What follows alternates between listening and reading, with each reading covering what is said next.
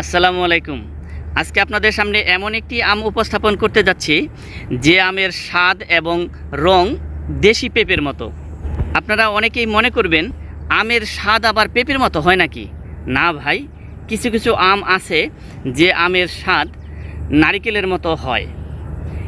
আপনাদের কাছে হয়তো অবাক লাগতেছে, কিন্তু না, এই আমটি যারা একবার খাবেন, অন্তত একবার হলেও বলতে বাধ্য হবেন এই আমের স্বাদ এবং রং দেশি পেঁপের সাথে অনেকখানি মিল আছে, অনেকখানি মিলে যাবে দেশি পেঁপের স্বাদের সাথে এবং রঙের সাথে। তবে এখানে একটা শর্ত আছে, শর্তটা হচ্ছে এই আমটা অবশ্যই পাকা আম হতে হবে। কাঁচা অবস্থায় কিন্তু সেই ফ্লেভার এবং কালার আসবে না, পাকা আম হতে হবে। আর আরেকটা বিষয় হচ্ছে গন্ধ কিন্তু আবার আমের মতোই, পাকা আমের গন্ধ যেরকম ঠিক তাই। আর কাঁচা অবস্থায় কাঁচা আমের তীব্র সুগন্ধ, কাঁচা আমের যে একটা সুগন্ধ আছে সেটা অত্যন্ত তীব্রভাবে থাকে। আপনারা যারা এই বিশেষ স্বাদের আমটি খেতে চান, খেয়ে একবার পরখ করে দেখতে চান, তারা আমার সাথে যোগাযোগ রাখবেন। আল্লাহ তাআলা যদি চায় খেতে পারবেন ইনশাআল্লাহ। যোগাযোগ রাখবেন, ইনশাআল্লাহ খেতে পারবেন। তবে কাঁচা অবস্থায় কিন্তু এই আমটা টক টক লাগে, কিন্তু এই টক আমের মধ্যে যে একটা স্বাদ আছে সেটা আমার কাছে অনেক বেশি স্বাদ লাগে। কাঁচা আমের স্বাদটা পরিপূর্ণভাবে পূরণ করতে সক্ষম এই আমটি। সেই হিসেবে এটা কিন্তু আবার কাঁচা মিঠা আম না, কাঁচা টক আম, কিন্তু কাঁচা টক হলেও খেতে অনেক টেস্ট, অনেক মজা লাগে। আমের ভর্তা করে খাই না আমরা, ঠিক সেভাবে অনেক মজা লাগে কাঁচা অবস্থায়। আপনাদের মধ্যে কারো যদি খুব ইচ্ছে হয় তাহলে এই গাছ থেকে আপনারা গাছের ডাল নিয়ে নতুন চারা তৈরি করে নিতে পারবেন বিনামূল্যে। আমার এখান থেকে আপনারা এই জাতের কলম নিয়ে নিতে পারবেন। তবে কলমের চারাটা তৈরি করতে হবে আপনাকেই। এই আমের উৎপাদন প্রক্রিয়াটা একেবারেই সহজ, একেবারেই সাধারণভাবে উৎপাদিত হয়। কোনো ধরনের ব্যাগিংয়ের প্রয়োজন হয় না, কোনো ধরনের পোকা হয় না। পোকা না হওয়ার পিছনে অন্যতম একটা কারণ হচ্ছে এই আমের গায়ে একটা পাউডারের মতো থাকে, যে পাউডারটা এই আমকে প্রাকৃতিকভাবেই প্রোটেকশন দেয়, কোনো ধরনের ছত্রাকের আক্রমণ হতে দেয় না। তারপর কোনো পোকা, মাছি পোকার আক্রমণ থেকে প্রাকৃতিকভাবেই রক্ষা পায় এই পাউডারটা থাকার কারণে। ব্যাগিং করার প্রয়োজন হয় না। তবে এই আমের একটা অসুবিধাও আছে। অসুবিধাটা হচ্ছে আমটা ঘরে বেশি সময় মজুত করে রাখা যায় না, এই 5-7 দিনের মধ্যেই খেয়ে ফেলতে হয়। গাছে আমটা মনে হচ্ছে যে আমটা পেকে গেছে, গাছ থেকে ছিললেন, আপনাকে 5 দিনের মধ্যে আমটা খেয়ে ফেলতে হবে।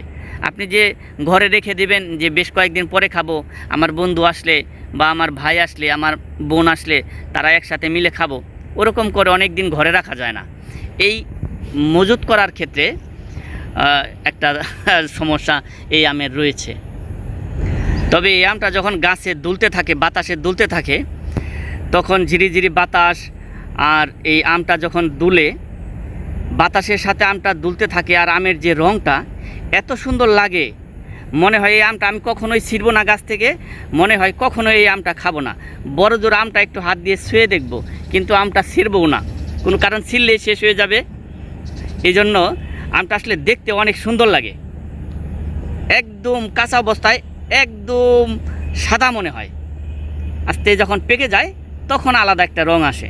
এই আম গাছের একটা ভালো বৈশিষ্ট্য হচ্ছে আম গাছের পাতাগুলো অনেক ঘন, অনেক ঝোপালো হয়, যে কারণে এই আম গাছের ছায়ার মধ্যে শুধুই ছায়া থাকে, মাঝখান দিয়ে ডালের ফাঁকফুকর দিয়ে কোনো রোদ এসে গায়ে লাগে না, যে কারণে এই গাছের নিচে বসে বা দাঁড়িয়ে থেকে খুব তৃপ্তি পাওয়া যায়।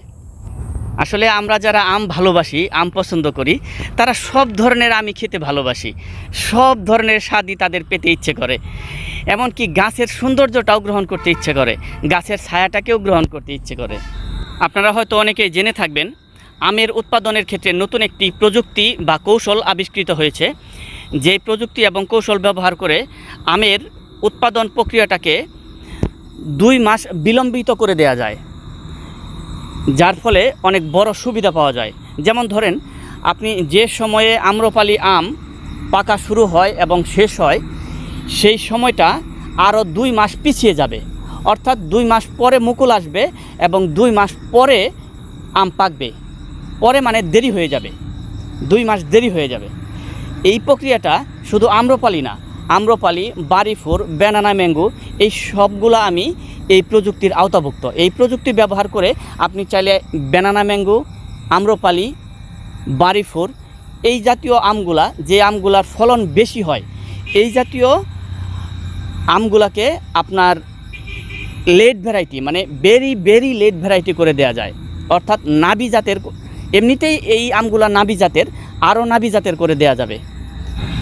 আপনারা যদি এই প্রযুক্তিটা বা কৌশলটা দেখতে এবং জানতে চান, তাহলে এই চ্যানেলটি সাবস্ক্রাইব করে বেল বাটন বাজিয়ে রাখুন। পরবর্তীতে আপনারা এই বিষয়ে বিশেষ প্রতিবেদন পাবেন। আমার সঙ্গেই থাকবেন। আশা করি আমি আপনাদের সামনে খুব সুন্দরভাবে এই প্রযুক্তি বা কৌশলটি উপস্থাপন করতে সক্ষম হব। আপনি হয়তো এখন কোনো আম গাছ লাগাবেন না, পরে হয়তো লাগাবেন, কিন্তু আপনি যদি এখন ভিডিওটি শেয়ার করেন, তাহলে হয়তো কেউ না কেউ আম গাছ লাগাতে উৎসাহিত হবে, আম গাছ লাগাবে। হয়তো একটি, না হয় দুটি, 5টি, 10টি, যার যতটুকু ইচ্ছা বা সামর্থ্য আছে সেই অনুসারে গাছ লাগাবে। তারপর আমের উৎপাদন বেশি হবে।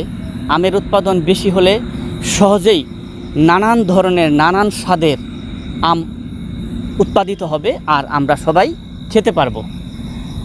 যদি আমের উৎপাদন কম হয়, তাহলে আম খাওয়া আমাদের জন্য একটু কষ্টসাধ্য হয়ে যাবে, কারণ ব্যয়বহুল হয়ে যাবে। আপনারা জানেন আমাদের দেশে যেরকম অনেক বেশি আম উৎপাদিত হয়, ঠিক একইভাবে অন্যান্য দেশে অনেক বেশি আপেল উৎপাদিত হয়। কিন্তু আপেলের চাইতে আম কিন্তু অনেক বেশি মজাদার, অনেক বেশি পুষ্টি সমৃদ্ধ, অনেক বেশি। এই টেস্টি আমগুলোকে রপ্তানি করে আমরা অর্থনৈতিকভাবে অনেক লাভবান হওয়ার সুযোগ রয়ে গেছে। কিন্তু এখানে অর্থনৈতিকভাবে লাভবান হওয়ার ক্ষেত্রে আমাদের কিছু সীমাবদ্ধতা রয়েছে, যে সীমাবদ্ধতাগুলো দূর করতে পারলে আমরা অনেক বেশি লাভবান হতে পারবো অর্থনৈতিকভাবে। আমাদের দেশে যেমন আপেল উৎপাদিত হয় না, ঠিক একইভাবে অনেক দেশে আম উৎপাদিত হয় না। আবারও অনুরোধ রাখছি, চ্যানেলটি সাবস্ক্রাইব করে রাখুন প্লিজ।